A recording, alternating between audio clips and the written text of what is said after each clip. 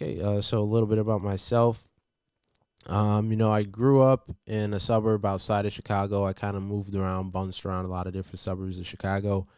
Lived Downers Grove, Westmont, Darien, Plainfield, Romeoville, a lot of different places throughout the suburbs of Chicago. As a kid, I have three brothers. I have one older brother and two younger brothers. So most of the time growing up, we did play a lot of sports. Pretty average family, pretty medium income family for the most part. We weren't rich by any means, but we did have everything that we needed. We had food, we had clothes. Both my parents are great parents. Both my dad and my mom always worked. Um, One thing that I guess you could say about my childhood was we always had a lot of time alone. With both of our parents at work, a lot of times it was always us mostly taking care of ourselves. But I had brothers with me, so it's a little bit different than if you grew up with anybody else. Brothers are a little bit, we're cooler. We're all pretty similar in age. We're able to relate to each other a lot easier, so that really helped a lot. On top of that, I grew up a lot in sports in competition. So I always had that side of me. There's always, I'm pretty lax, pretty laid back guy. But I am pretty competitive. I do like different types of sports and stuff like that. One of the first competitions outside of school, or things that I got in outside of school, actually, that I think was one of the most beneficial things for me, and just was competitive video games. I played competitive video games as a kid. I was actually one of when I pretty much it first got big in the major circuits, for Call of Duties and stuff like that. I was able to travel through the country and stuff like that, play different tournaments and stuff. After that, I kind of went into sports mostly during my teen years. Started playing football, started playing baseball. Had more organized sports in my life. It became more disciplined with routine and stuff like that. And then I also got interested in music. I've been making music pretty much my entire life, listening to music my entire life. My father was big into hip hop, the hip hop scene in Chicago. My mother was always interested in jazz music, so I was in band as well. So I've been able to brush shoulders with a lot of different types of people. And I think that kind of makes me kind of the way I am. Really interested in people, really interested in stories, really interested in what's happening around me. I'm not just so focused on like making money or anything like that, more than I am just learning about life and just trying to better myself in life, and better the people around me more than anything. But that's mostly just pretty much me. There's, like I said, it's weird because I have a lot of different sides of me, because I've had to meet so many different types of people and work and cooperate with so many different types of people throughout my life. So you could say, there's some people that I guess you would ask. They would ask what type of person I am. You could ask some people. Some people would think that I was a complete jock. That's just their perspective of me. You meet some people that would tell me, that he's an artsy kid. There's some people that you would meet that would tell you that, I'm a quiet kid. There's some people that you would meet that would tell you that I'm pretty eccentric kind of person that likes to talk. But so, it's just like I've met so many different types of people and just had so many different weird phases of life. It all did help with this experience a lot, because I was able to connect with a lot of different types of people in a lot of different ways. I was able to see things in a little bit of a different way than what was happening at face value. Um, but yeah, I've always kind of that drive to go do something more than, I was never really just okay with just coming home from work, coming home from school, and that just being it. I always had to have something to do after that. I always had to have something that I was focused on or working towards after that. Um, Always been a little bit hyperactive. In school, I wasn't really a kid that was able to, I could have did better with my grades for the most part, but I didn't take school as seriously as a lot of people as I should have, you know. So I never really had an emphasis towards school, but I've always been interested in, people. I'm really interested in history, interested in books, interested in stories. Um, so all those things have always kind of, been more important in my life, I guess you could say, than school ever was. Um, or anything like that. So like I said, I've had a lot of different types of backgrounds, a lot of different run-ins with a lot of different types of people. Um, I've pretty much grew up outside for the most part, I guess you would say. I grew up, after, I played a lot of video games, but I grew up outside. I was outside every single day, playing outside every single day, finding different games, meeting new kids. So social, but at the same time, I do have that introverted side of myself, where I just want to be away from everybody, kind of do my own thing, right?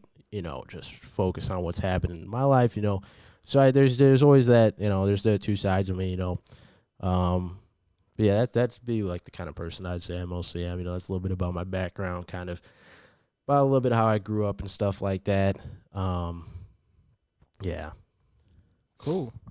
So just let people know, I am Michael Pulliam. Just in case that ever has to be known, I'm just going to ask just a few questions just to help out a little bit. But my first question is like, so you're 19 and you get this call from your friend.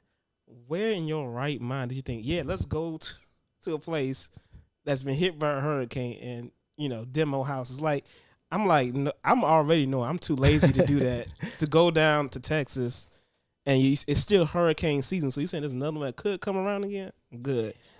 I'm good. So how did you process that? I've always just been, I guess you could say I've been down, man. Even today, if you told me and the proposition was right and you had that proposition and asked me, if you wanted to go to another storm, I would consider it. I definitely would consider it. I've always been, I don't know, I've just always been kind of down, man. I've always been ready to kind of do something more outside of myself. If there's a challenge or something like that, I'm always interested by challenges, anything adverse. I've always been more attracted to that. I think in another life, I would have been, probably doing something in the military or something like that. I would have been interested in doing something like that. But circumstances and how my life played out, I was always attracted to doing something, that nobody else has ever done before. That's always been something, that I've always been interested in. And if I haven't heard anybody do something before, I always get interested in it for some reason. I don't know. It's like kind of like. So it really wasn't even about the money. It was about probably the adventure. It was, yeah. I think mostly of it because it was about the adventure because that's really what I heard about it more than the money at first. I knew that we were gonna make good money. At the time, I wasn't making great money. I was making a couple $100, $400, $500 a week, or $400, $500 every couple of days. I was bussing tables, but I was still pulling $400, $500 every couple of days, which is to me is not bad. That's a livable wage, but I think the timing of my life too at that time, just leaving school, not really like knowing much what I was going to do after that, all that kind of played a role into me being so ready to go, just being like, okay, let's go, because yeah, like I said, I'd left school and I didn't really know much of what I was going to do at that time. I knew I was going to do music and I knew I was going to try to focus on music, but I didn't, I heard about this opportunity. I think that certain things come to you in the universe too. I think that is like very true as well. I think that, like the right, you ask a question to God, he's going to bring something to you. He's going to bring you an answer, so I don't want to say I was praying for a moment like this, but I was ready to kind of get away from home for a little bit. And with an opportunity to be able to make money away from home, that just sounds like, that was just perfect opportunity. Yeah, perfect chance there. Yeah, I got you. So then, like, when you got there, though, and like, what was your shell shock moment? To me, from what I'm hearing, is that your boss was nuts. Like, that, like, oh, so I'm in a crazy situation for crazy boss. Let's see. Maybe I want to turn around, but what was your shell shock moment? My shell shock moment was after when we first got that first cul-de-sac. Mm-hmm. We walked into a house and one of the ladies, she was an older lady. She was probably like 60 or 70 years old. She was sitting in the back of the room and she was just like pulling out all of her stuff out of the closet and she was just crying. Like she was just bawling, crying. It was like such a sad scene, man. Like I walked into the back of the room and I just see this old lady crying and she's looking at all of her destroyed clothes, all the destroyed stuff. And she's like, it's just so sad, isn't it? And I'm just like, at that point, that just took me completely out of where I was at. I was in adrenaline mode, just moving. And that just completely took me back. I'm like, oh my God, these people are devastated. This is this bigger is than a you? devastating thing. You Yeah. know, this is not like just a game or anything like that. You know. Okay. And like, so who was your friend again? Because I think it's Jason is your friend. Which one was it? Well, my buddy that told me about the storm was Noah, but his oldest brother was Nico and Cody, Okay. and those were the guys that pretty much I went down there with and like pretty much had my back while I was down there. They were the ones that were like overlooking me. They were older than me. I knew them pretty much my whole life, but they were the older guys that I was supposed to be following the whole time while I was down. So you're 19 in a different state. You already said you're not scared, but like. There's an element. I'm not gonna say I wasn't scared. I was a little bit scared, bro. Okay. I was a little bit scared because I'm not gonna sit here and act like I wasn't scared. I was a little bit scared because I didn't know what I was going into. You see a hurricane on the news. Last hurricane that I heard about was Katrina, and the stories that I heard about Katrina was that, and this is just the stories that I was told before I came down there, and that I heard about and that was in my mind while I was going down to this hurricane was that the people were trying to get out of their attics. They couldn't get out of their attics because the flood water moved so high. They drowned to death. I heard that there was babies getting killed inside of the Saint Stadium. So those were the stories that were in my mind of what we were going down into, of like, it's going to be chaos down there. It's going to be crazy. You're going to see stuff that you've never seen before. You're going to, experience things you never experienced before. But, I always think I'm a little like my dad was in the military, so he raised us a little bit differently. Like everything was pretty. I don't want to say super strict in my house, but there's that militant mindset a lot of times that he had. So I felt pretty confident going into different types of situations. I know how long you can live without water. I know how long you can live without food. Like how long you can survive without certain things. Okay, so you already had that discipline built into you, basically. A little bit, yeah. A little bit, yeah. Okay. And then, so you're there, and it just amazes me that you're 19 doing this, because I couldn't see myself at 19 doing this. But you're 19. You're working on getting your college stuff together, working on getting your life together. At what point where it's like you feel like this whole situation is changing you mentally almost? Like, you see how the boss is treating people, how people are treating people. What changed in you feel like when you start noticing things more and more? There was a part of me that kind of felt almost like this was life before, because I'd worked at other places before. I'd worked in restaurants before. My father was a janitor, so I've worked with him before. So I've known, I've seen how people treat other people, good and bad wise, in like the workforce and the work field and everything like that. And but this was just a whole nother level of that. So that's really what it felt like to me more than anything. It felt like, that bad boss that you might have had at a restaurant or something like that, but they can't really do too much because there's a lot of rules and there's corporate and stuff like that. It felt like that, but there was no rules. It felt like I was in a situation with that type of like people that, might try to F you over in the end of it, but, there's no rules for that. Like they could take it as far as they want, so you have to watch your back a little bit differently than you would back at a restaurant or something like that. There's no one that's going to tell anybody on them. There's no one that's going to say anything about it. So you have to be more aware of how to move around those types of personalities, I guess. I don't know if that answered the question well or not. No. I mean, that's I guess the employee side. But what I'm trying to ask you is, like, if you were to go back and you were the boss, what's like one of the major things you would change? What would be like? Well, there's a lot. I bet there is. There's a lot. There's a lot I would change. There's a lot I would change, man. But I guess really, and that's another reason why it's such a hard story to tell too. Because if you look at it from like, what do you expect out of your boss when you go to work? Like, what do you expect? You expect a paycheck. I mean, obviously that's one thing that comes with paycheck it. and direction. Yeah, it's direction. Some people expect benefits. Some people expect certain things. I expected money. I didn't expect too much. I expected, the base minimum. I expected water. I expected food. Expected a place to sleep. Expect to get paid on time. Those would be the things that I would switch, that I would change first more than anything else. Those basic expectations. Yeah, the basic expectations, like, having shelter for guys, having food for guys, having water for guys, having things organized in a certain way of, be best water operations. And that's why I try not to hold them too guilty. because it was their first hurricane too. Like it was like they're older than me, but they're winging it the same way I am. If you want to look at it from the perspective of like, if you're down there to make money, then was it a successful trip? If you look at it in terms of gross profit, yeah, it was a successful trip. We cleared more than 7 figures as a company. I guess you could say that's a successful trip in a lot of ways, but a lot of guys came home, not the same. A lot of guys came home, got addicted to different kind of things, or became withdrawn, or just weren't able to work back in the workforce for a little bit of time before they were able to get themselves back together. So I would change the basic necessities for sure, man. But I would try to get that stuff arranged for the guys before anything, man. So I guess the question would be, would it have been better if like you guys were more given more better details of the situations and more prepared in a sense for a lot of it?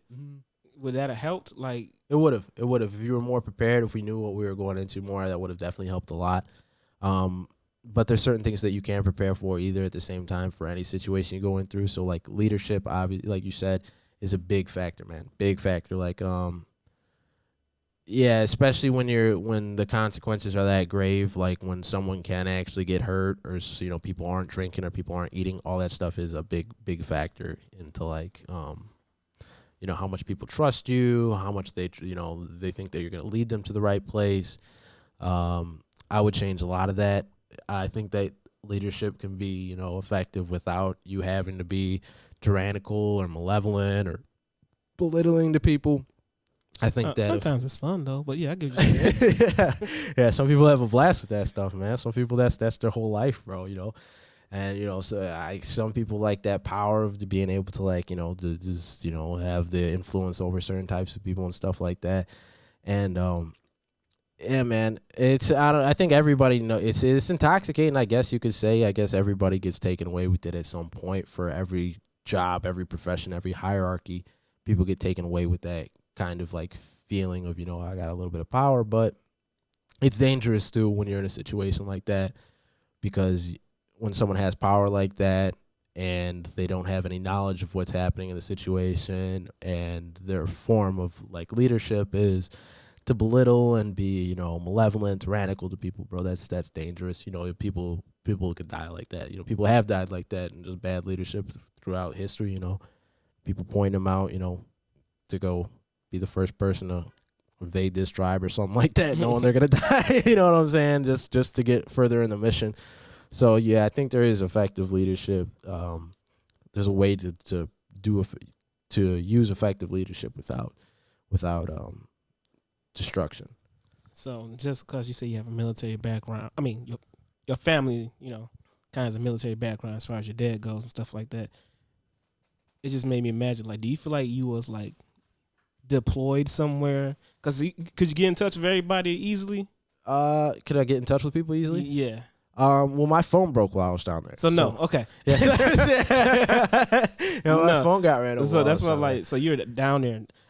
This is an amazing story to me because you're down there, 19, can't get in touch with mom and dad. You got crazy people around you. Every day is another adventure or traumatic episode, either way it goes.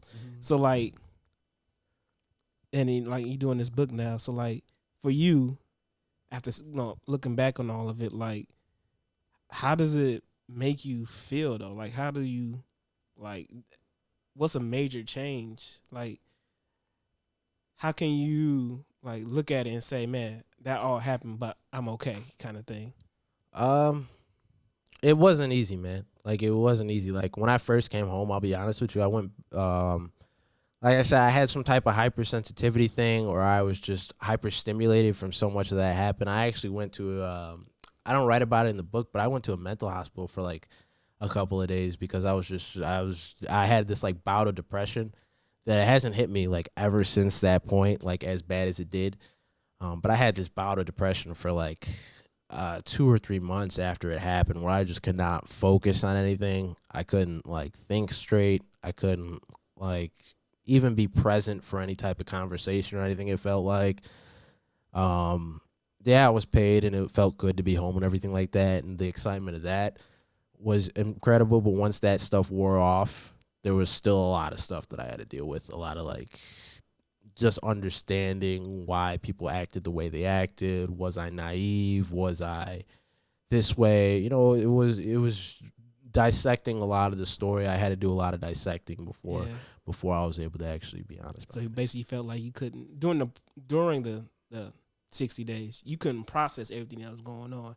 So once you got back, everything started processing probably like at once. Yeah, all at the same time. Yeah, it's like that's exactly overwhelming. That's exactly how it happened for the most part, because you can't process all that stuff that's happening back to back to back like that, because it's just happening, bro. It's just like you're just experiencing it. It's just like you can't get stuck too much on one thing that's happening, because it's gonna mess you up on the next thing, and you need to be present for whatever's happening in front of you, or you're gonna be, you're not gonna be able to operate. Okay. Last question. How would you now say most people in your age range from 19 to now, how do you think they should be processing traumatic things? Not saying he's not a doctor, he's not a therapist, but like just his own experience. How do you feel like you should be processing things?